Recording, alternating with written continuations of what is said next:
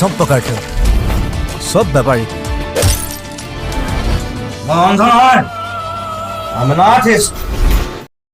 এই ছবিতে জুবিন গার্গ মূল ভূমিকায় অভিনয় করেছেন একজন অন্ধ সঙ্গীত শিল্পীর চরিত্রে।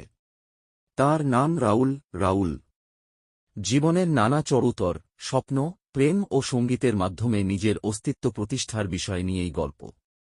ছবিতে রয়েছে উত্তর পূর্ব ভারতের সামাজিক ও সাংস্কৃতিক প্রেক্ষাপট, অতি সাম্প্রতিক অতীতের সংকট, যেমন বিদ্রোহ, উত্তেজনা এর ছায়াও। ভালো দিকগুলো: জুবিন গার্গ এর প্রদর্শন শক্তিশালী, তার উপস্থিতি ও গানসুর ছবিকে একটা আবেগময় গতি দেয়। রিভিউ মতে তিনি তার চরিত্রে এথেরিয়াল প্রেসেন্স দিয়েছেন। সঙ্গীত মূল চালিকা শক্তি, ছবিতে সঙ্গীত শুধু পারফরম্যান্স নয়, চরিত্রের ভাব ও গল্পের অংশ। তা দেখাতে ভালো হয়েছে। ঐতিহ্য ও আধুনিকতার মিশ্রণ, অসমভিত্তিক সংস্কৃতি, সঙ্গীত, সামাজিক প্রেক্ষাপট ছবিতে ভালোভাবে উপস্থিত।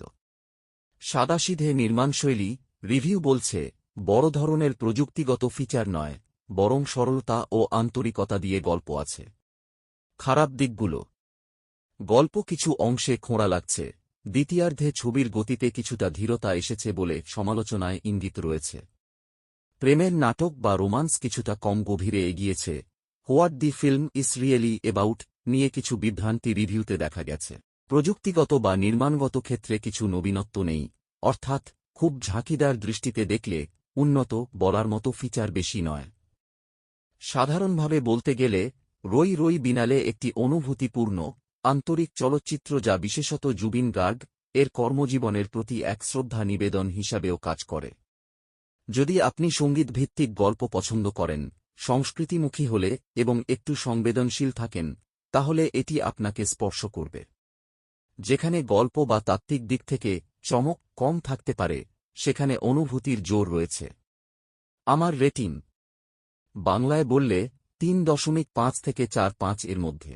যদি বিচার করি শুধুই সিম্বলিক, জুবিন গার্গ এর শেষ কাজ হিসাবে, তাহলে একটু বেশিভাবেই ভালো বলা যেতে পারে, কিন্তু চলচ্চিত্ররূপে যদি নিরপেক্ষভাবে দেখি, তবে কিছু সীমাবদ্ধতা রয়েছে।